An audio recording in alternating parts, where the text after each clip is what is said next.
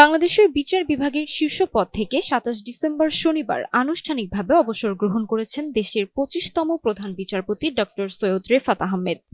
সংবিধান অনুযায়ী ৬৭ বছর পূর্ণ হয় তিনি তার বিচারিক জীবন সমাপ্ত করেছেন।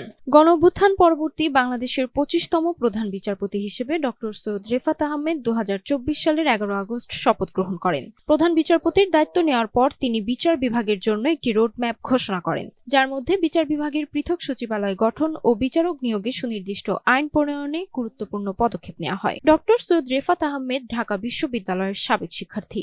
তিনি যুক্তরাষ্ট্রের অক্সফোর্ড বিশ্ববিদ্যালয়ের ওয়াডাম কলেজ থেকে আইন বিষয়ে প্রথম শ্রেণীতে স্নাতক ডিগ্রি অর্জন করেন।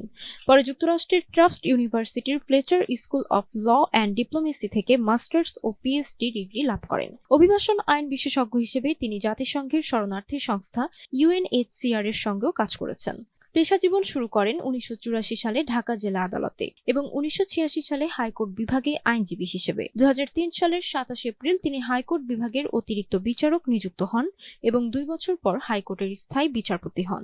ডক্টর সৈয়দ রেফাত আহমেদ প্রথিতযশা আইনজীবী ও সাবেক attorney general barrister Ishtiaq Ahmed এবং ভাষা সৈনিক ও ২১ পদকপ্রাপ্ত ডক্টর সুফিয়া আহমেদের সন্তান।